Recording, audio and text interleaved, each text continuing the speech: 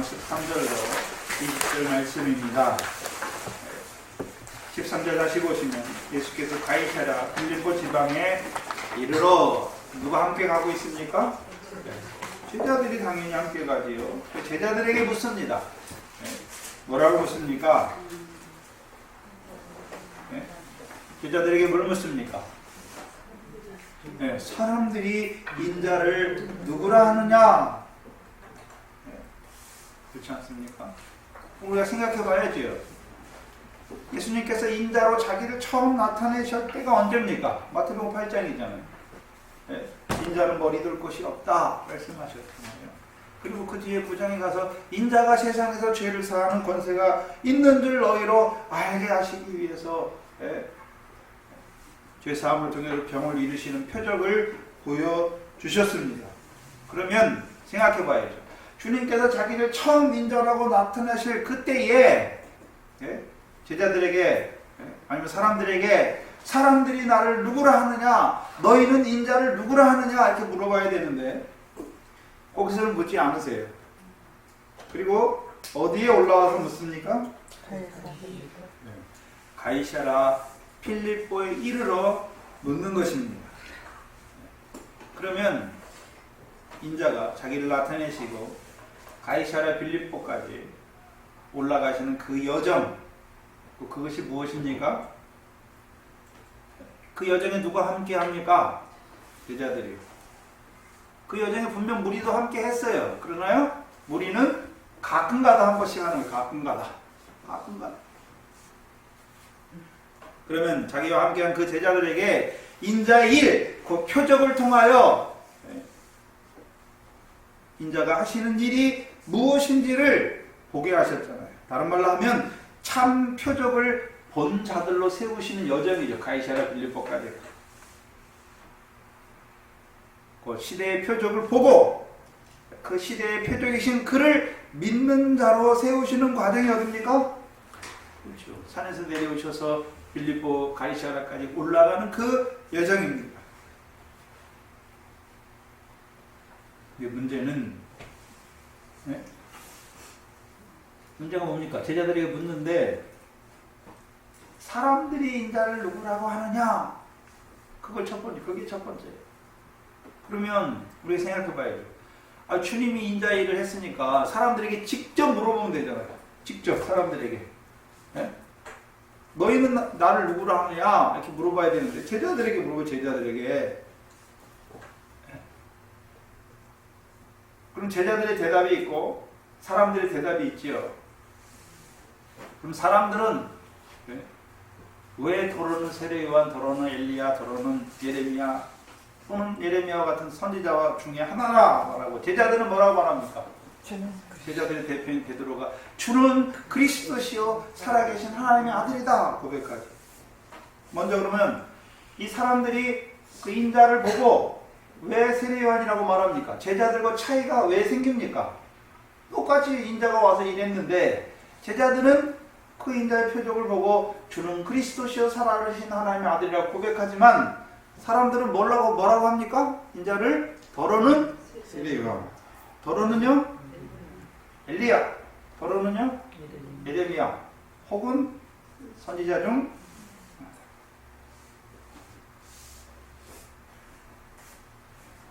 제자들과 사람들의 차이가 무엇입니까? 제자들은 표적을 다 봤지요. 인자가 이루신 표적을 처음부터 쭉 쫓아다니면서 다 봤지요. 보기만 했습니까? 그 표적을 믿는 자가 되었습니까? 네. 믿는 자가 되었죠. 곧 인자의 하신 일을 믿는 것입니다. 그래서 마태복음에서는 그리스도의 하신 일과 인자의 하신 표적이 같은 의미에서 나옵니다. 동일시되죠. 그럼 사람들은요? 인자의 하신 일을 보기는 보았습니다. 근데 사람에 따라 다 대답이 다르죠. 어떤 사람은 인자를 누구라고 합니까? 세례요한이다. 어떤 사람은 인자를 엘리야다. 어떤 사람은 예레미야다. 어떤 사람은 선지자 중 하나다. 그럼 인자를 세례요한으로 보는 자들이 누굽니까? 이게 좋은 의미가 있고 나쁜 의미가 있어요.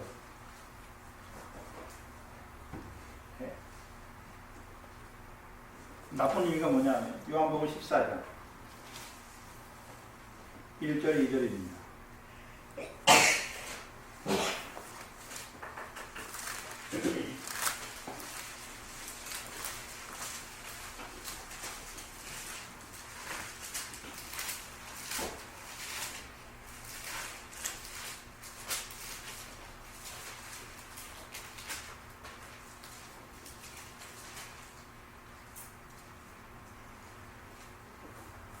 그때 분봉왕 헤롯이 예수의 소문을 듣고 그 신하들에게 이르되 이는 세례 요한이라 저가 죽은 자 가운데서 살았으니 그러므로 이런 등 권능이 그 속에서 운동하는도다. 그럼 헤롯은 예수를 누구로 봅니까? 마태복음 14장 1절이요. 1절이죠. 마태복음. 요한복음이라고 했나요? 제가 참신해요. 척하면 척 알아들으시죠. 그래서 제가 틀렸으면 바로 붙잡아주시면 돼요. 요한복음 안 나옵니다. 이렇게 하면. 저 지금 마태복음 14장 1절을 했어요. 네. 그때 분봉왕 헤롯이 예수의 소문을 듣고 그 신하들에게 이르되 예수를 뭐라고 합니까? 이 헤롯은? 세례 요한이라. 근데 어떤 세례 요한입니까? 저가 죽은 자 가운데서 살았으니 그러므로 이런 권능이 그 속에서 운동하는도다. 그러면 세례 요한이라고 말하는데 뭘 앞세웁니까? 권능이죠. 권능이잖아요. 그럼 세례 요한만 그렇게 봅니까? 아니, 헤롯은만 그렇게 봅니까? 헤롯의 교훈을 받은 자들은 다 세례 요한과 같이 권능 있는 자로 봅니까? 예수를, 인자를. 그럼 좋은 의미는 뭡니까? 예수를 세례 요한으로 본다. 그럼 세례 요한이 뭘 줬습니까? 물세례죠, 물세례. 그럼 인자는 이 땅에 뭐 하러 오셨습니까? 물세례 주러 왔잖아요, 물세례. 그 물세례 의미가 뭡니까? 물세례 의미가 뭐죠? 우리가 잘 알잖아요. 사도행전 18장에 아볼로라 하는 유대인이잖아요. 본도에서 난 유대인이 있는데 예수에 관한 도를 알잖아요. 그래서 회당에서 담대히 말하잖아요. 예수에 관해서 담대히 말해요. 근데 누구만 압니까? 세례 요한의 세례만 알잖아요. 세례. 세례 누구에 관해서 말하는 겁니까? 세례 요한의 물세례는 누구에 관해서 말하나요? 예수에 관해서. 예수 이름의 뜻이 무엇입니까? 자기 백성을 저희 뒤에서 구원하는 자. 그걸 말하는 거예요. 아볼로가. 그러니까 내 죄를 위해서 주님이 십자가에 죽으셨구나. 그걸 믿는 거예요. 근데 세례 요한의 세례 받으면 성령 세례는 있습니까? 없습니까? 없어요. 예수에 관해서는 알아요. 예수의 물세례 받으니까 이제 애굽에서 나와서 어딥니까? 광야.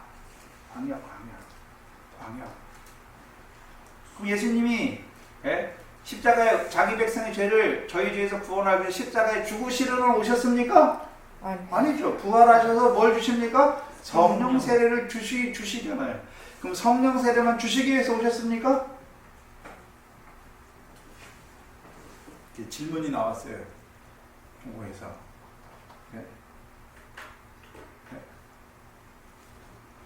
제가 성령 세례 주시기 전에도 제자들에게 성령이 있었다.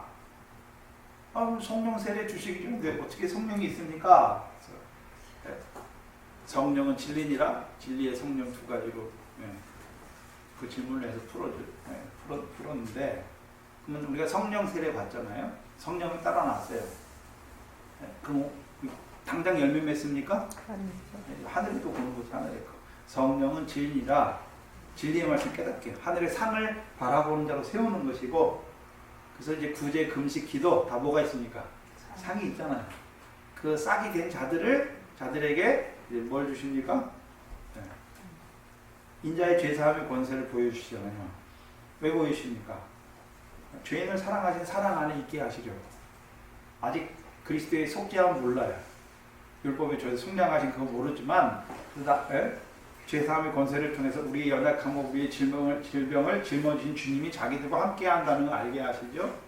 그리고 나서 그 그리스도의 하신 일을 본 자들에게 이제 보병을 주시잖아요. 이제 결실, 도리와 미래, 결실을 위해서 보병을 더하여 주시죠. 네? 도와해 주시잖아요. 그럼 오병 때부터가 뭡니까?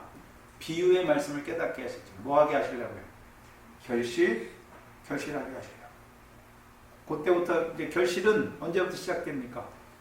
오순절 성령부터 시작. 네? 결실하게 하시는 거. 성령은 진리잖아요. 성령이 진리다라는 말씀은요, 이제 진리를 깨닫게 하는 거예요. 내가 하늘에 상이 있구나, 그걸 깨닫게 하시는 것이고, 진리의 성령은요, 하늘에 거 깨닫게 하시면 왜 깨닫게 하십니까? 하늘에 계신 하나님 아버지 뜻대로 행하게 하시기 위해서. 행하는 거 우리가 행합니까? 진리의 성령이 오셔 우리를 진리 가운데로 걸어가게 하시니까, 진리는 거룩하게 하니까, 전에는 우리가 세상 염려, 죄의 욕이 있었잖아요. 근데 진리의 성령이 오셔서 우리를 진리 가운데로 데려가니까 세상 염려와 죄의 욕을 끊어주시니까 뭐가 됩니까? 100배, 60배, 30배 미래 결실을 하는 것이고, 미래 결실을 하는 자들에게 이제 썩지 아니하고 쇠하지 아니하고 더럽지 아니하고 기업을 얻게 하기 위해서 여러 가지 시험과 연단을 주셔서 썩어지는 거 끊게 하시죠. 더러운 거, 쇠해지는 거 그거 끊게 하시잖아요. 그게 뭡니까? 보리예요, 보리. 나오미를 통해서 나오미가 모압 지방에 내려가잖아요. 뭐가 끊깁니까 이제? 남편, 아들 다 끊기잖아요. 이제 뭐만 남습니까? 그게 연단이에요, 나오미에게. 나오미가 올라가죠. 누굴 데리고요? 룻을 데리고. 뭐 추수할 때요? 보리 추수할 때. 그러면 뭐가 이겼단 말입니까? 나오미와 룻이 보리가 됐단 말이에요.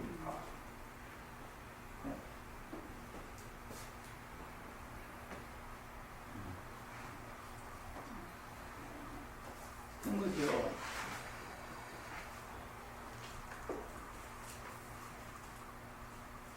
진리의 성령이 와야죠. 진리의 성령의 첫 번째 증거가 뭡니까? 결실하는 거예요, 결실. 네? 대적을 이기는 거잖아요. 미디안 대적을 이기고 모압의 대적을 이기는 거예요. 더 나아가서는 이제 소유를 팔잖아요, 소유를. 네? 남편을 팔잖아요. 나오미가 팔듯이. 파는 거죠. 그리고 이제 그들에게 이제 질병을 주시는 것이죠. 열매를 위해서.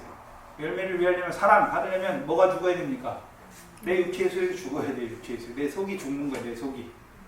내 속에 있는 육체의 소욕이 죽는 거잖아요. 그래서 그리스도 예수의 사람이 돼야 성령 열매 맺지 않습니까? 네. 제일 처음에는 세상 염려에 대해서 죽게 하시고, 보리에게는요 소유가 끊어지게, 육신의 소유들이 끊어지게 하시고, 성령의 열매는요 내 속의 육체의 소욕이 끊어지게 하셔서 사랑하게 하시고.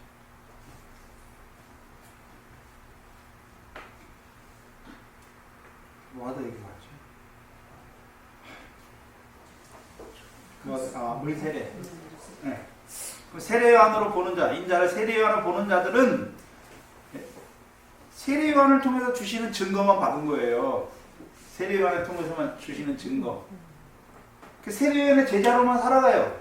그래서 오늘도 세례요한의 제자로 살아가는 자들이 얼마나 많습니까? 예수께서 내 일을 위해 죽으셨어. 그리고 광야에서 율법 주셨어요. 네? 성령 세례 주시는 주님은 몰라. 말은 하죠. 예수가 그리스도다. 예수님 부활했다.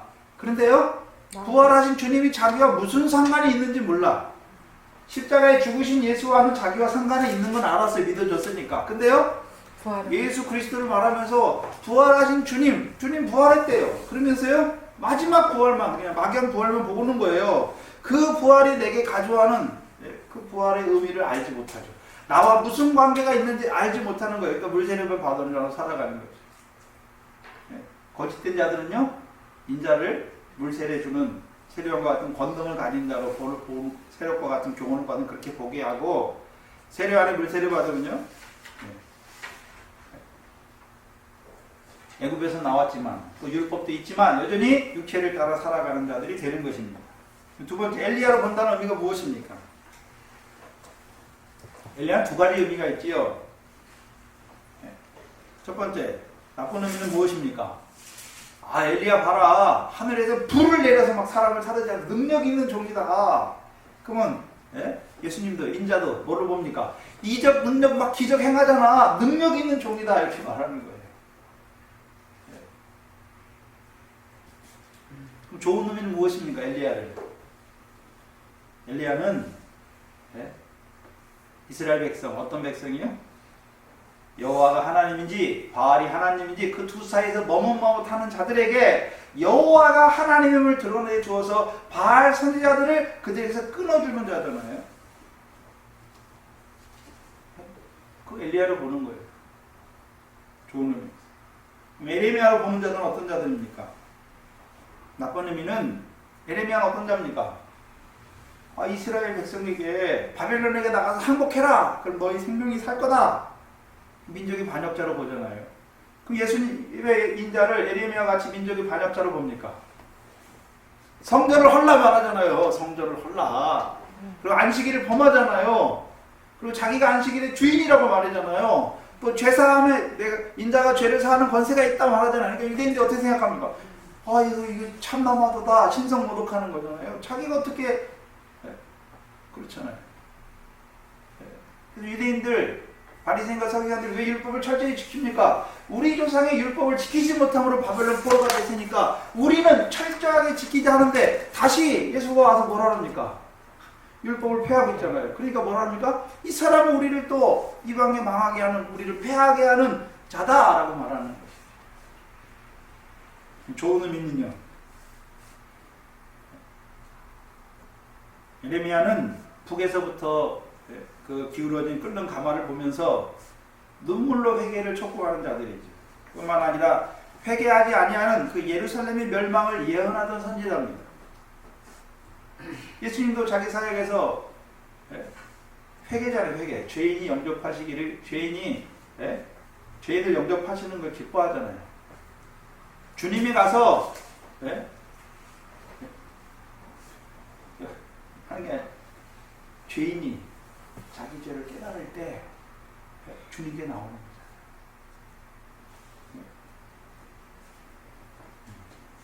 또한 선지자 중에 하나다. 나쁜 의미는 무엇입니까? 육적 이스라엘의 거짓 선지자들처럼 하나님의 백성으로 하여금 율법을 범하게 하여, 예수님이 율법 범하게 하잖아요. 율법 범하게 하잖아요. 예수님이 자기 옛 계명으로 보면 율법을 범하게 하잖아요.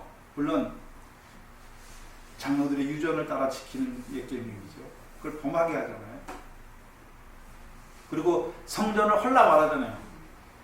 이 성전을 헐라 말하니까 율법을 따라 드리는 거 폐하면 어떻게 됩니까? 우리 율법을 따라야 하나님 백성, 거룩한 백성, 그걸 폐하니까 다시 율법을, 옛날에 거짓 선지자들이 이스라엘에 나타나가지고 율법을 결국 폐하게 만들어서 하나님 백성을 바벨론 포로가 되게 하였듯이 이 인자가 우리로 하여금 하나님의 율법을 폐하게 해서 우리로 다시 포로처럼 끌려가게 하는 자다라고 말하는 것이죠. 좋은 의미는 무엇입니까? 예수를 바로 본 자들은 온전케 보진 못했지만 그래도 잘못된 관점으로 보지 아니하고 온전하게 그래도 바로 본 자들은 어떻습니까? 선지자는 누가 보내십니까? 하나님께서 자기 백성에게. 그래서 하나님의 백성에게 율법의 근거에서 복과 저주를 선포하는 자잖아요. 아모스 3장 7절에.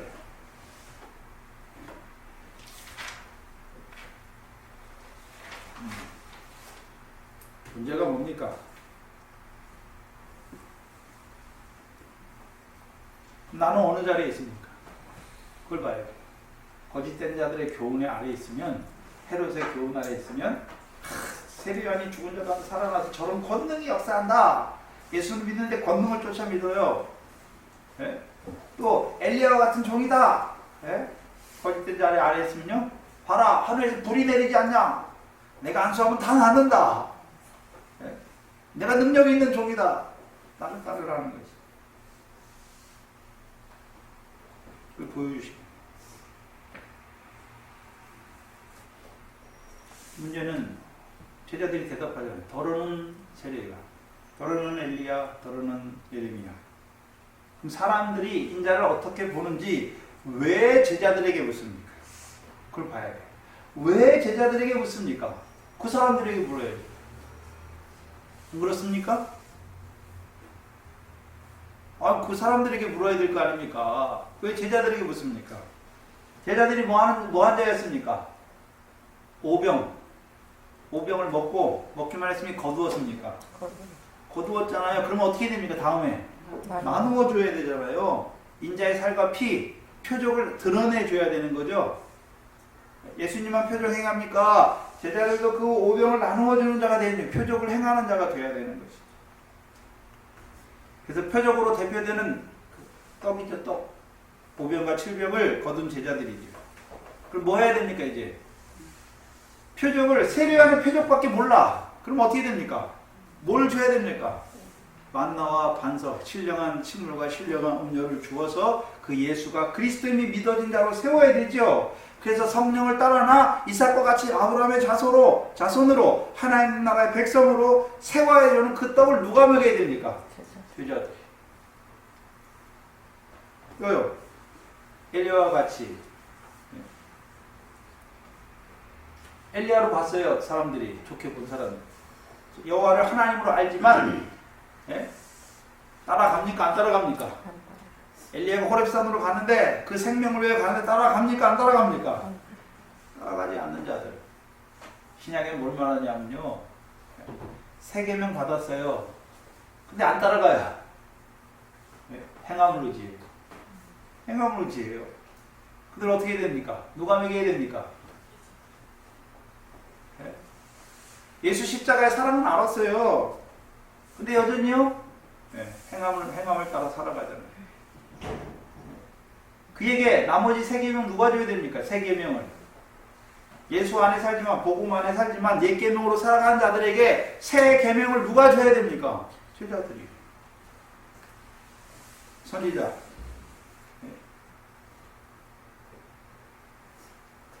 그럼 예수를 선지자로 아는 자들. 율법의 복에 근거해서 복과 저주를 선포하는 선지자.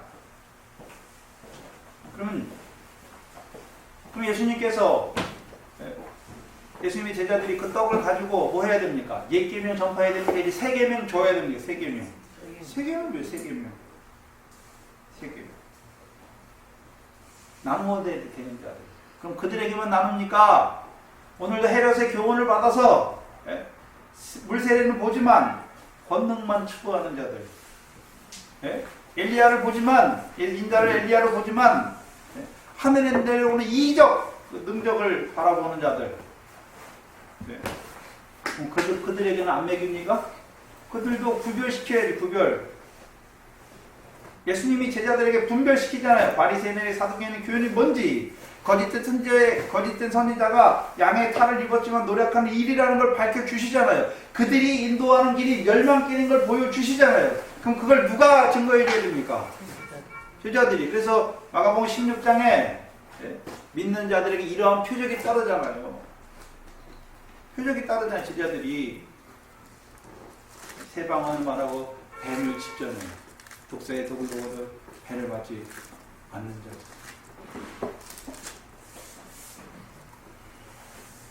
문제는 저와 여러분은 어떤 표적을 봤습니까? 그 표적을 통해서 어떤 영광을 봤습니까? 영광을 보기만 했습니까? 그 영광의 표적을 나타내는 주님과 함께 하고 있습니까? 그걸 봐야 돼요.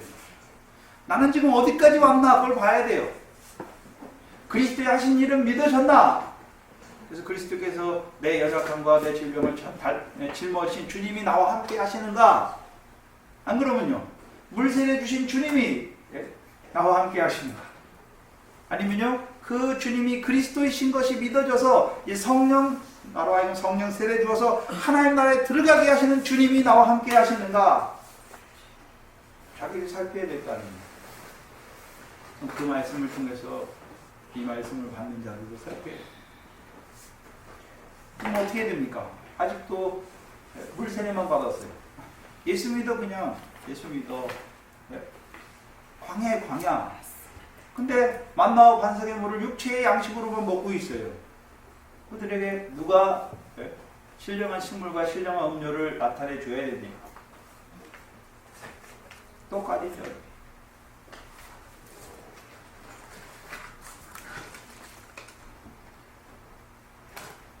표적으로 대표되는 오병과 칠병을 받아 먹었습니까? 그럼 받아 먹은 우리가 그렇게 살아야 됩니까?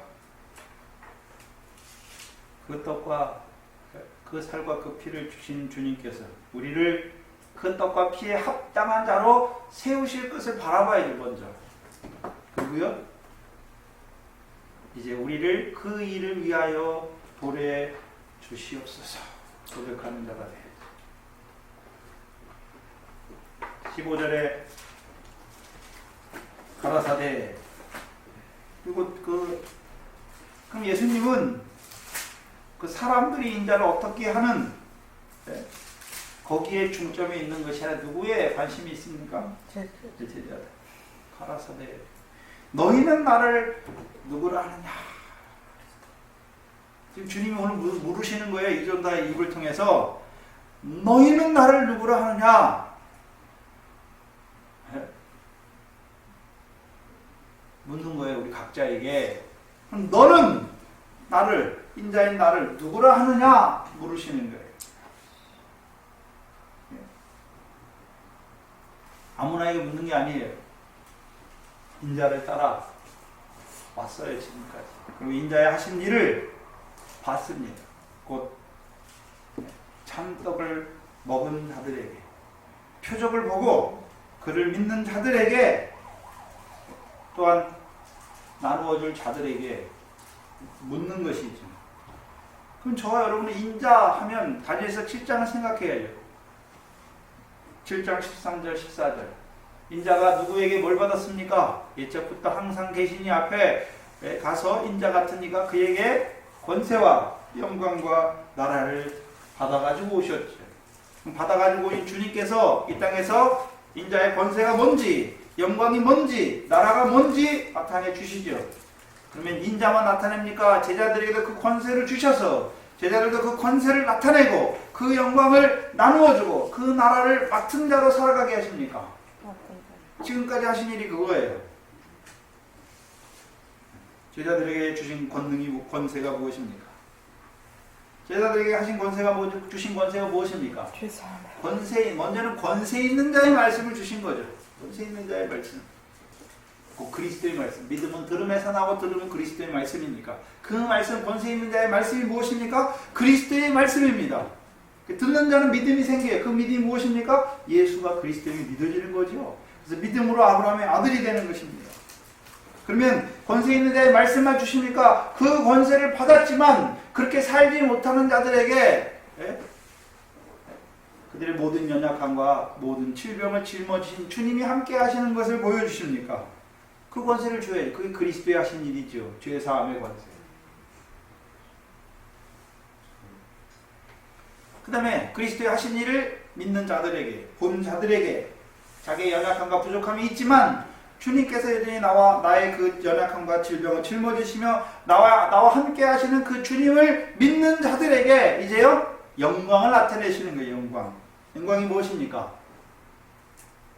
뭐가 영광입니까? 하나님 나라 일이 영광이잖아요. 그래서 하나님 나라 일을 위한, 그들에게 하나님 나라 일을 위한 오병과 칠병을 주시는 것입니다.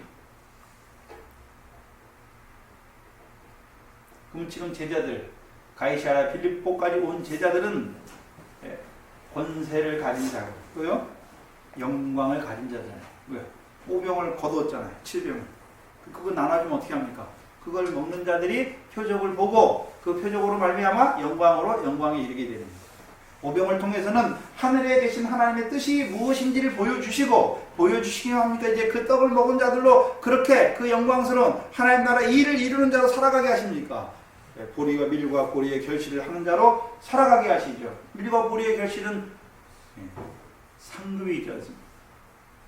칠병을 통해서는요, 하나님 나라를 유업으로 얻는 열매를 맺는 자로 세우시니까. 영광을 나눠주는 자들, 영광을 받기만 하는 것이 아니라 이제 오병과 칠병을 나누어 주어서 그 참떡을 먹는 자, 제자들을 통해서 보여주신 표적을 믿는 자들도 이제 그 오병으로 하나님 나라의 일을 이루게 하시고 그 칠병을 통해서 하나님 나라를 유업으로 얻는 열매 맺는 자로 세우시는 그 영광으로 영광에 이르게 하는 그 일에 쓰임받는 자가 되는 것입니다.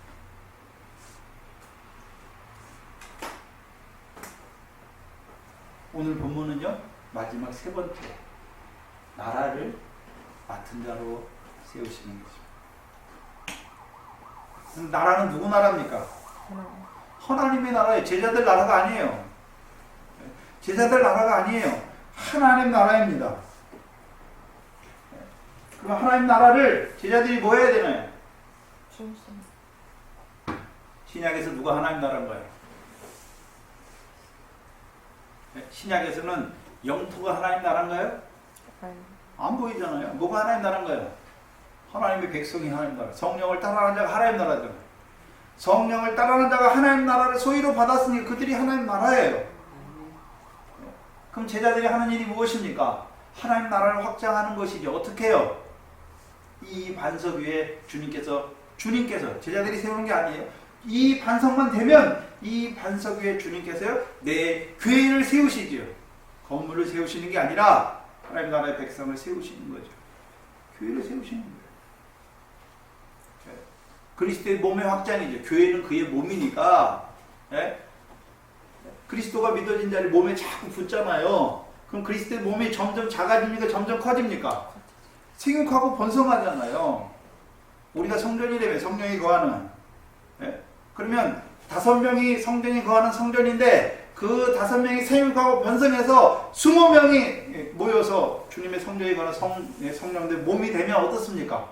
확장되잖아요. 확장. 생육 번성이죠.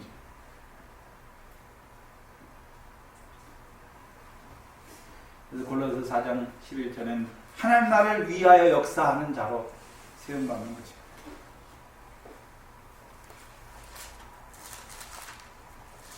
너희는 나를 누구라 하느냐? 무슨 일?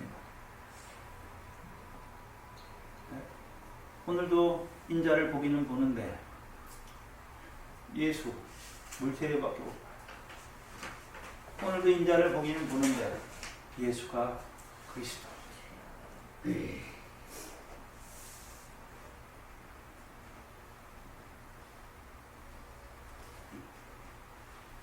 그러면 시몬 베드로가 대답하지요. 주는 그리스도시요 살아계신 하나님의 아들이십니다. 좀 이상하잖아요. 왜 이상합니까? 이미 제자들은 예수가 그리스도인지 알았잖아요. 왜요? 마태복음 14장에 그 바다를 건너오면서 베드로가 물에 발이 빠지잖아요. 그러다가 탁 주님이 손을 잡고 얹으니까 뭐라 그럽니까? 진실로 하나님의 아들이었습니다. 아들이라고 고백했잖아요. 네? 아들이라고 고백했지 않습니까? 그러면 이제 이 16절에 이 가이사랴 빌립보에 와서 16절에 그 고백을 다시 한번 확증하는 겁니까? 그건 아니에요. 그게 아니에요.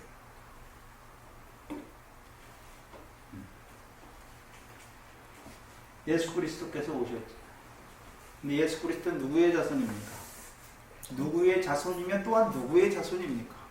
아브라함의 자손. 아브라함의 자손이며 다윗의 자손인 예수 그리스도죠. 맞습니까? 그러면 그 11장과 14장 예? 그리스도 하신 일 봤잖아요. 14장에서 하나님의 아들이라고 고백하잖아요. 근데 거기는 살아계신 하나님의 아들이 아니라 그냥 하나님의 아들이에요. 뭘 말씀하냐면 아브라함의 자손으로 오신 그리스도요 하나님의 아들을 고백했어요. 베드로가 지금까지. 그럼 이 가이사랴 빌립보에서는 이제요 다윗의 자손으로 오신 그리스도십니다. 또요 그를 다윗의 자손으로 오신 그를 살아계신 하나님의 아들로 고백하는 것이죠. 우리가 아브라함의 자손으로 오신 예수 그리스도. 그래서 아브라함에게 주신 약속을 이루셨잖아요. 다윗의 자손으로 오신 그리스도는 예수 그리스도는 다윗에게 주신 약속을 이루셨잖아요. 여기서 16장에서 베드로가 고백하는 것은 이제 주는 그리스도시여 하는 것은 주께서 다윗의 자손으로 오셔서 이제 시온의 모퉁이 돌이 되셔서 우리를 일곱 족속, 일곱 귀신의 역사에서 나오게 하실 깨끗하게 하실 뿐만 아니라 질병을 주어서 하나님 나라를 유업으로 얻게 하시는 열매 맺게 하시는 그리스도다 고백하는 거예요. 또한 살아계신 하나님의 아들을 고백하는 자로 세우시는 것입니다.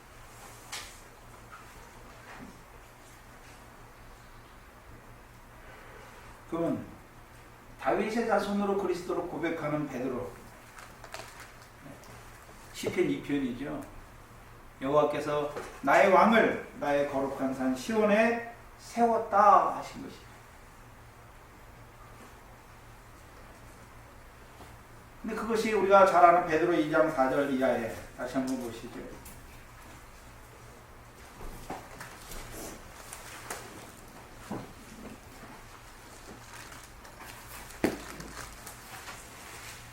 이 장 4절 이하에 사람에게는 버림바가 되었으나 하나님께는 택하심을 입은 보배로운 산 돌이신 예수다. 버림받았다는 게 뭡니까? 죽으셨다는 거죠. 하나님께는 택하심을 입은 보배로운 산 돌 어떻게 되셨습니까? 2장 6절에 시온에 세우신 모퉁이 돌이 되신 거죠. 여기서 베드로전서 2장 4절에서는 산 돌이니 예수를 말하고 그 뒤에 6절에서는요 그 돌이 어떤 돌입니까? 시온에 세우신 모퉁이 돌입니다. 그러면 시온에 세우신 모퉁이 돌이 어디 나옵니까? 에베소 2장 20절에 나오지 않습니까? 그렇죠? 에베소 2장 20절 나옵니까? 안 나옵니까? 에베소 2장 20절에 너희는 사도들과 선지자들의 터 위에 세우심을 입은 자라. 그리고 그리스도 예수께서 친히 너희 모퉁이 돌이 되셨다 말씀하셨죠. 맞습니까? 안 맞습니까? 맞잖아요. 그럼 베드로전서 2장에 산돌 시온에서 세우신 돌이 에베소 2장에서는 그리스도 예수잖아요. 모퉁이 돌. 근데 그게 어디로 이어져야 됩니까? 우리가 잘 아는 로마서 8장 11절입니다. 로마서 8장 11절입니다.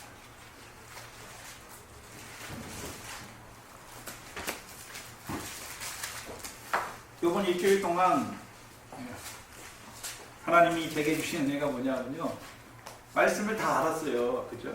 쭉 나타내 주시지 알았는데 그게 막 괴가 막 착착착 이렇게 깨지게 하시는 거예요. 아, 괴가 얼마나 제가 은혜로웠는지 기뻤는지. 금을 있잖아요. 우리가 금을 했잖아요. 창세기 5째 날과 제자들 사람 낳는 어부로 하는 그 그물을 그 율법을 이제 그동안도 설명을 했는데 그걸 더 밝히 탁 나타내 주셔가지고요. 그 율법이 뭔지 그걸 탁탁탁 이제 알아듣기 진짜 명료하게 정리가 되도록 탁 드러내 주셨어요. 그 사람들과 또 그걸 하면서 그렇잖아요. 우리가 선생이 되면 제일 처음에 선생할 때 어떻습니까? 애들 가르치는데 막 잘 준비하잖아요. 근데 선생 한 10년차 되면 어떻습니까? 계속 가르치는 하지만 아이들이 더 잘 배울 수 있도록 이렇게 탁탁탁 집어내주잖아요. 제가 뭐 평생 가봤자 뭐 다른 말씀 증거하겠습니까? 똑같아요. 그리스도 예수의 사랑, 순교자의 영광, 네? 똑같을 거예요. 그런데요, 여러 군데 성경의 여러 군데에서 우리의 삶의 다양한 모습들을 나타내 주실 것이에요. 더 잘 구조가 짜여지게 이렇게 양식으로 탁탁탁. 지금은 제가 제 말씀을 들어봐도 좀 거칠어요. 거칠고 여기서 이 말 했다가 이렇게 막 번졌다가 다시 오잖아요. 번졌다 다시 오잖아요. 여러분이 말씀 찾아 들어가시면 왜 저도 그걸 안 하려고 하는데 그게 자꾸 가거든요. 왜 그러냐면 일본에 가서 그거를 알게 됐어요. 그 사람들은 요거라는 거 막 그렇게 제가 처음에 가면 막 헤매요. 그 사람들도 헤매고 저는 또 답답하고 헤매고. 뭐냐면 이 사람들은 요거다 요거만 하는 거예요. 그 말씀밖에 못 봐요. 근데 저는요 이게 이거지만 이게 창세기에 이렇게 된 거다. 그렇잖아요. 창세기와 구약과 신약을 깨주잖아요. 이 사람은 이게 없어요. 그래서 어렵잖아. 이게 우리는 지금까지 들어왔잖아요. 저를 통해서 한 본문하면 막 여기서 가져오고 이사야 가져오고 다 가져오잖아요. 그럼 구약이 뭡니까? 오실 예수 그리스도잖아요. 그럼 신약과 어떻게 오십. 마테마가 누가 어떻게 연결이 돼야 됩니까? 구약에 오실 예수께서 이루실 일을 말씀하셨으니까 그게 예수 그리스도한테 어떻게 응하여 줬고 이제요 다시. 나머지는 다시 오실 예수 그리스도 안에서 우리가 이 말씀이 우리 안에 어떻게 적용이 돼야 되는지 그 말씀을 우리가 어떻게 살아가야 되는지 그게 딱 돼야 되죠. 그래서 신구약이 다 하나님의 말씀이죠. 근데 그걸 잘 못하시고 여러분이 제가 이 본문하면서 여기 갔다 여기 갔다 하는 거 있잖아요. 그게 구약에서 이 본문을 예언한 거예요. 그렇잖아요. 그걸 밝히 보지 못하면 이거를 밝히 나타낼 수가 없죠. 우리가 구약에 있는 다윗이 그 옛날에 뭡니까 초대에 있던 그 구약은 하나님의 말씀이 아니다 그래요. 구약을 다 성경에서 지워버렸어요. 그런 분들도 있어요. 구약을 지우면 다윗의 우리가 구약을 보니까 사무엘하 열왕기상하 보니까 다윗에 대해서 알잖아요. 시편을 보니까 그걸 알아야 다윗의 자손으로 오신 그리스도께서 무슨 일을 이루시고 그것이 다윗이 왕이 되니까 그것이 이스라엘 백성이 어떤 의미가 있는지 다윗의 자손으로 오신 그리스도가 우리에게 어떻게 이루어 주는지를 보여주시는 거죠.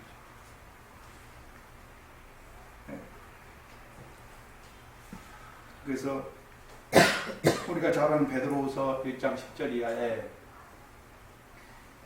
구약의 선지자들이 섬겼잖아요. 그리스도의 영이 자기 속에 계셔서 그가 오셔서 하나님의 그리스도가 오셔서 고난받고 부활할 것이 언젠지 상고했잖아요. 근데 그것이 자기들을 위한 것이 아니라 우리를 위한 섬김이 되었다라고 말씀했죠. 그럼 구약의 말씀이 누구에게 주신 말씀입니까? 물론 육적 이스라엘도 주셨지만 그걸 통해서 영적 이스라엘 된 우리를 그리스도 안에서 온전한 자로 세우시기 위해서 주신 거죠.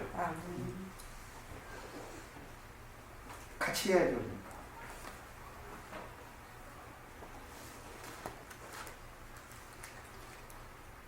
말씀이 이게 이거다. 그냥 무턱대고 믿어라가 아니라 그 말씀을 통해서 풀어주셔야 우리의 마음이 뜨겁지 아니하더냐 하신 주님의 말씀입니다. 지금 시온에 세우신 왕 그것이 베드로전서에서는 산 돌이고 그 시온의 모퉁이 돌이고 에베소에서는 그 모퉁이 시온에 세우신 모퉁이 돌이 그리스도 예수께서 모퉁이 돌이 되셨다 말씀하는 거죠. 그리고 로마서 8장 11절에 보시죠. 11절에 예수를 죽은 자들 가운데서 살리신 이의 영이 너희 안에 거하시면 그리스도 예수를 죽은 자들 가운데서 살리신 이가 그 여기 예수는 그냥 예수입니까? 그리스도 예수입니까? 그리스도 예수를 죽은 자 가운데서 살리신 이잖아요. 그렇죠?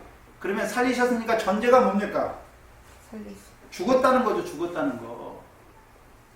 그러면 그리스도 예수를 시온의 모퉁이 돌로 말할 때에는 죽으신 것이 아니라 죽었다가 죽은 자들 가운데서 살아나셔서 지금 어디 계십니까? 지금 어디 계시죠? 시온의 모퉁이 돌이 되셨잖아요. 보이는 시온입니까? 보이는 시온입니까? 아니면 우리를 위해서 죽으신 그분께서 살아나실 때 하늘의 대제사장으로 계신 주님을 말하는 것입니다. 시온의 모퉁이 돌을 말할 때에는 십자가 예수가 아니라 죽으시고 죽으신 만에 3일 만에 부활하시고 어디에 올라가셨습니까? 하늘의 참 성소, 참 장막에 올라가신 대제사장을 우리에게 말씀하시는 거예요. 그 시온의 모퉁이 돌입니다. 이제 베드로가 고백하는 주는 그리스도시요 하는 그리스도는 성령을 부어주시는 우리가 아브라함의 자손으로 세우신 그리스도가 아니라 이제요 하늘에 우리의 대제사장으로 계신 그리스도를 고백하는 것입니다. 히브리서를 보겠습니다.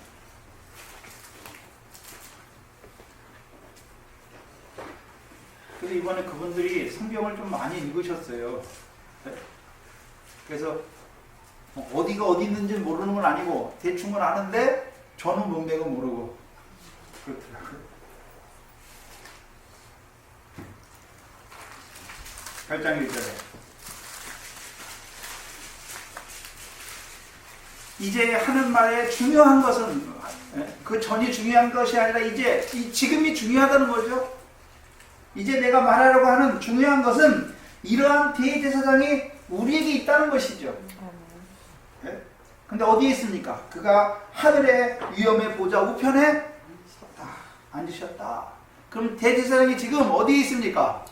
이 땅에 시온에 있는 게 아니라 하늘에 있다는 것이죠. 그 2절에 하늘은 어디입니까? 성소와 참 장막에, 여기 부리는이 아니라 섬기는이, 섬기는. 제사장은 섬기는 종이잖아요. 항상 영어로 서브라고 돼 있어요. 서브. 서비스 할 때 서브 뭡니까? 섬기는 거예요. 대제사장은 너희가 날 위해 죽으라가 아니라 주님께서 우리를 위해 죽으시는 거잖아요. 섬기시는 거죠. 섬기는 자라. 이 장막은 주께서 베푸신 것이요 사람이 한 것이 아니라, 여기서 주는 구약의 여호와를 말하는, 신약에 말하는 주는, 구약적 본문에서 말하는 주는 여호와예요. 여호와, 야훼. 그럼 참 장막에서 섬기지요.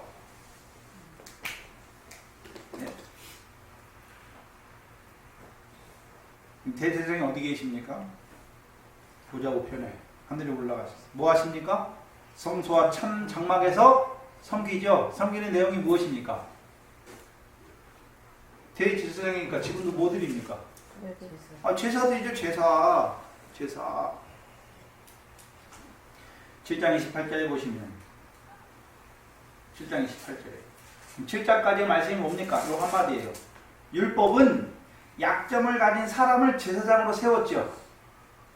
그런데 율법 후에 하신 맹세의 말씀은 누구를 세웠습니까? 영원히 온전케 되신 아들을 세우셨죠. 아들이 제사장이죠. 왜 온전케 됐습니까? 그 전에는 온전치 못했다는 거예요. 십자가에 죽으신 예수 온전합니까? 온전치 못합니까? 온전치 못한 제사장이에요. 왜요? 자기 백성을 저희 죄에서만 구원하니까.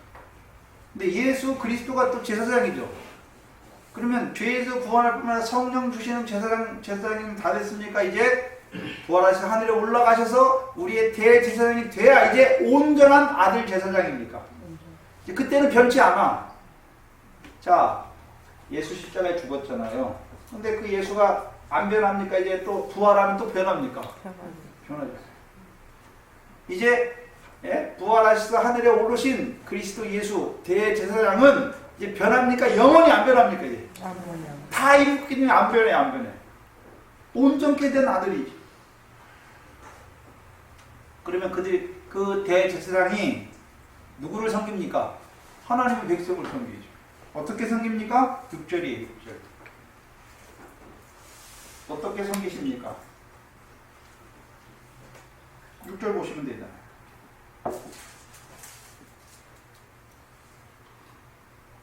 이제 그가 더 아름다운 직분을 얻으셨으니, 아름답다고 하는 건 이제 구약의 제사장들은 흠이 있어요. 아름답지 못해요. 근데 신약의 제사장은요, 온전하신 아들이에요. 아름답다는 말이죠. 직분을 얻으셨으니, 이는, 그럼 직분을 얻었으니까 내가 끝났답니까? 그 직분을 가지고 섬기십니까? 어떻게 섬깁니까? 더 좋은 약속으로 세우신 더 언약의 중보자의 역할을 하는 거죠. 뭘 말씀하시냐면, 더 좋은 언약이 뭡니까? 율법의 제사장은 율법의 옛 계명이잖아요, 언약이. 근데 이제 중보자, 하늘에 세우신 중보자는 더 좋은 언약, 우리에게는 옛 계명입니까? 새 계명입니까? 새 계명이죠. 새 계명을 우리에게 세워주시는 거예요.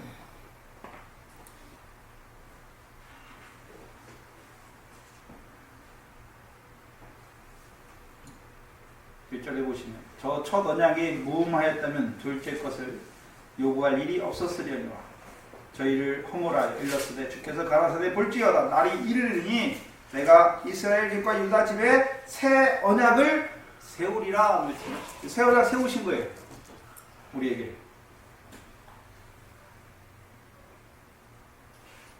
그러면 새 언약을 받은 자들은 어떻게 됩니까? 이제 9장에 보시면 9절에 또 주께서 가라사대 내가 저희 열조들을 손을 잡고 애굽 땅에서 인도해야 되는 날에 저희가 세운 언약과 같지 아니하도다. 율법으로 세우신 언약과 같지 않게 살게 하겠단 말이죠. 율법의 언약을 받은 자들은 계속 망하잖아요. 근데 새 언약을 받은 자들은 옛 계명 아래에 있던 육적 이스라엘처럼 육적 이스라엘처럼 살지 않는다는 것이죠. 옛 계명 받은 육적 이스라엘과 같지 않음을 보여주시잖아요. 그게 9절이고 그럼 10절이에요.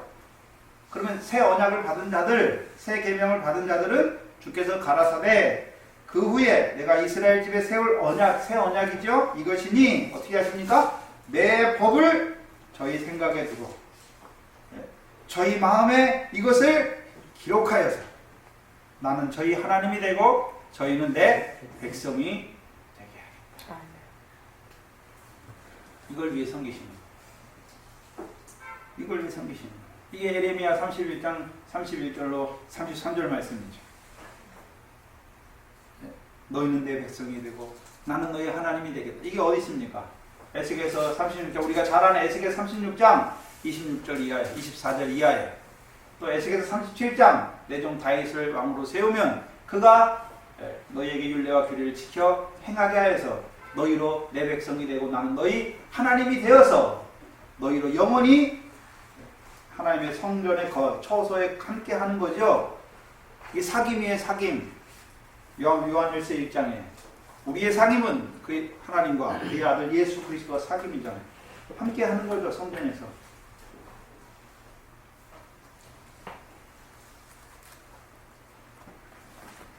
십자가의 패가 무엇입니까? 유대인의 왕 예수예요. 유대인의 왕 예수. 그럼 죽었으니까 끝났으니까 이제 부활하셔서 시온의 왕이 되셨습니까? 시온의 왕이 되셨습니다. 그리스도 예수님을 세 가지 왕, 대제사장, 선지자 또는 목자. 그러면 이제 시온에 세우신 왕이 하시는 일이 무엇입니까? 새 언약을 세워주시는 거예요. 그럼 대제사장으로는요, 이제 새 언약 안에 살아가는 백성도 또 죄를 짓잖아요. 뭘 뿌려주십니까? 성령의 핏부림을 더해 주시는 것이죠. 그럼 목자가 하는 일이 무엇입니까? 이제 선지자가 하는 일이 무엇입니까? 9장 히브리서 10장 14절이죠.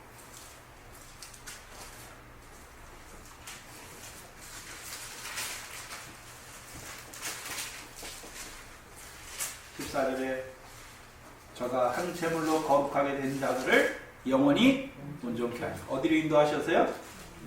시편 23편에는 푸른 초장과 칠만한 물가로 인도하시고 신약에서는요 진리의 성령을 보내주셔서 우리를 어디로요? 진리 가운데로 인도하십니다.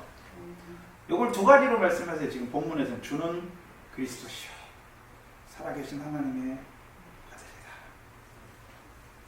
주는 그리스도시요 이미 시온의 왕이 되셨죠. 근데 그 주가 그리스도다라고 말하는 거죠. 그리스도가 뭡니까? 새 언약의 첫 돌판이죠. 내가 너희를 사랑한 것까지. 대제사장이니까 지금도 섬겨야 되잖아요. 어떻게 생깁니까? 내가 너희를 사랑한 것까지. 어떻게 해요? 성령의 피부림이죠. 그리스도의 십자가의 피입니다. 히브리서 9장 14절이죠.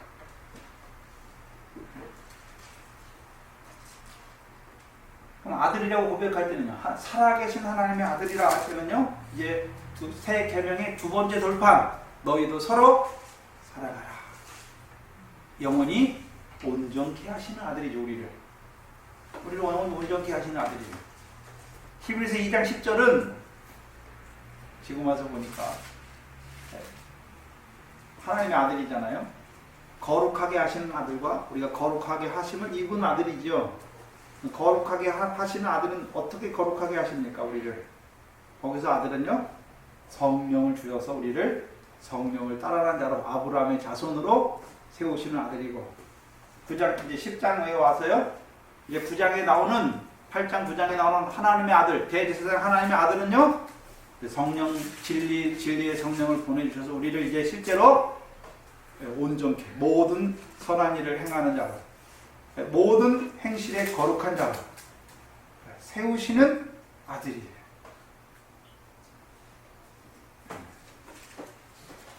그래서 우리가 다윗의 아들이지 않습니까? 아들만 되면 됩니까? 이제 다윗과 같이 그리스도 안에서 왕노릇 하는 자가 되어야 됩니다. 왕노릇 하는 자로 세우시는 아들이죠.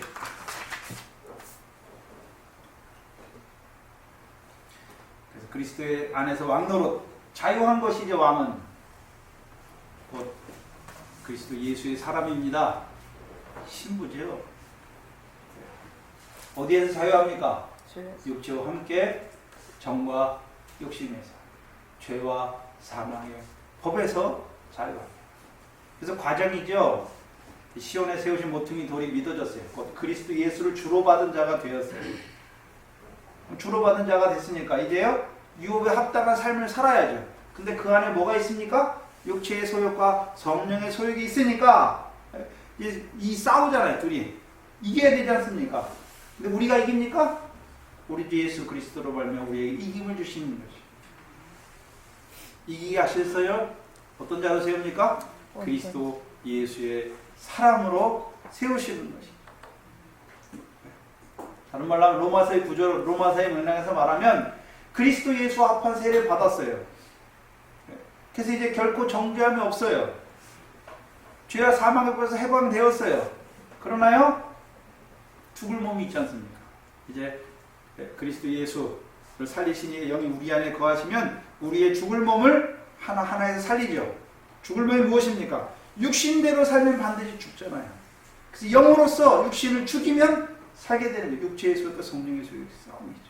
그래서 이제 육체와 함께 정과 욕심을 죽여서 이제 육체를 따라 살지 않아요. 성령으로만 살고 성령으로만 행하는 자로 우리를 세워주시는 것이죠. 베드로전서 4장이죠. 육체의 남은 때를 육체의 정욕을 따라 행하지 아니하고 오직 하나님의 뜻만 행하는 자로 세우시는 곳이 어디입니까? 이게 가이사랴 빌립보예요. 그렇다면 가이사랴의 빌립보에 세우신 그 고백, 주는 그리스도시요 살아계신 하나님의 아들을 고백하는 그 베드로, 이제 누구로 세웁니까? 그리스도 예수의 일꾼으로 세우잖아요. 일꾼. 그를 통해서 교회를 세워가시잖아요.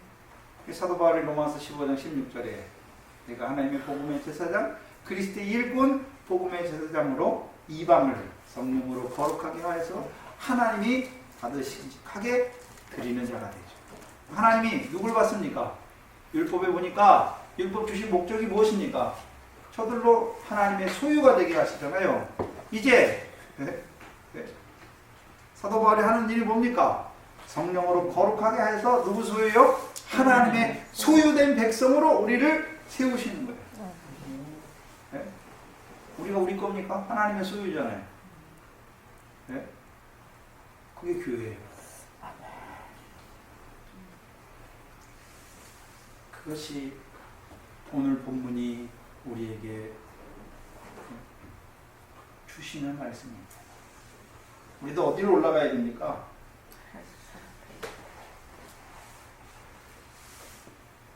애굽에서 물세례 받고 예수의 십자가 믿어지고 나온 자가 많습니다.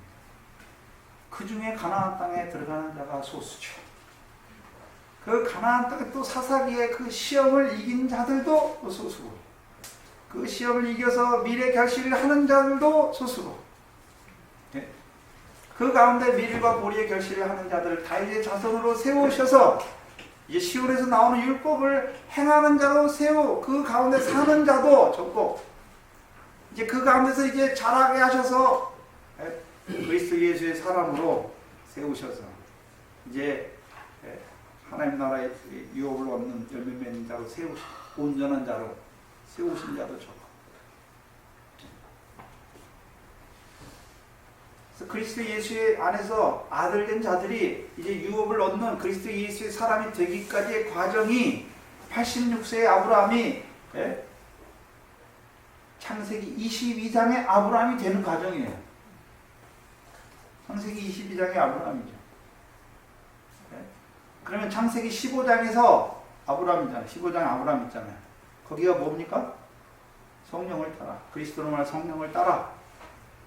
하나님 나라 백성이 된 자를 이제 그리스도 예수의 사람으로 세우시기까지가 그리스도 예수의 유업을 바라보는 자로 세우시기까지가 86세고 86세에서 이제 그리스도 예수의 사람으로 그리스도 예수의 일꾼으로 세우시기까지가 22장이죠.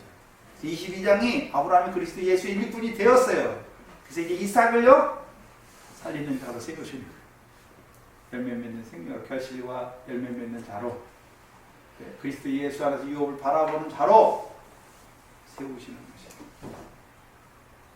그게 그리스도 예수의 일꾼입니다. 그것이 가이사랴 빌립보입니다.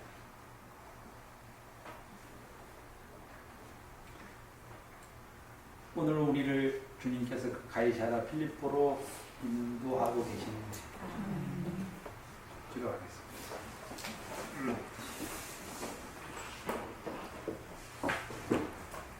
하나님 감사합니다. 이 베드로의 고백을 우리가 너무나 많이 읽었지만은 온전히 깨닫지 못하여서 미련한 가운데 믿고 행했던 자이다.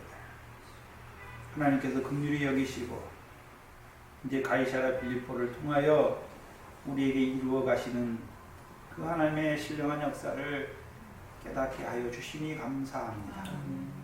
우리를 시온에서 오신 모퉁이 돌로 말미암아 그리스도 예수를 주로 받은 자로 유업을 받은 자로 살려주시고 이제 그 믿음의 선한 싸움을 인하여서 가이사랴 빌립보까지 우리에게 보여주신 것 감사합니다. 하나님께서 우리로 하여금 그리스도 예수의 사람으로 세우시기를 원하고 원하시는 그 아버지의 심정을 깨닫는 저희들 되게 하여 주시옵소서.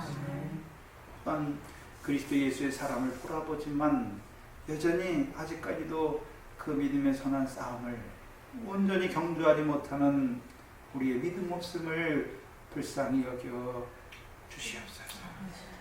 또한 우리에게 그 그리스도 예수의 일까지 그리스도 예수의 일꾼의 일까지 나타내 주신 아버지 하나님 감사합니다.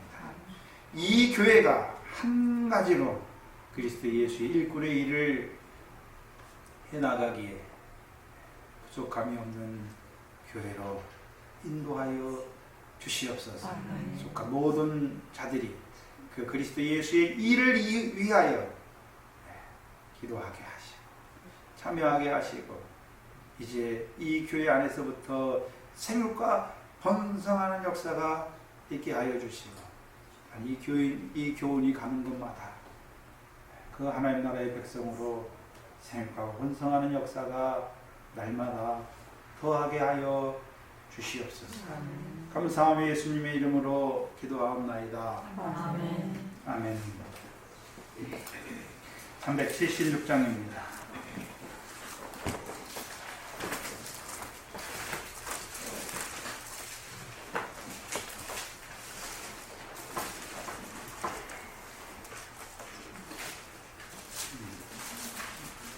제가 이번 주는 쉬고요. 다음 주 금요일부터 10장부터 나가면 되죠? 네, 먼저 16장을 한번 개관하고 그 부분 율법하고 이 부분을 개관하고 그 다음에 10장부터 해서 다시 나가게 됩니다. 다음 주니까 이번 주는 좀 수술 내야 될 것 같고 다음 주부터 할 거니까 기도하시고 금요일 지난번에 몇 시부터 했죠? 9시에? 9시. 그래서 지금부터 기도하세요. 그때 하나님께서 은혜 가운데 시간을 여유롭게 하셔서 참석할 수 있도록. 기도 안 하면 하고 싶어도 못해요. 기도하세요. 어떤 일이 닥치면 어떻게 하면 봅니다. 하나님 말씀 깨닫고 싶으니까 하나님께서 은혜 가운데 그 시간을 열어주셔서 참석할 수 있도록 해달라고 기도하시기 바랍니다. 376장입니다.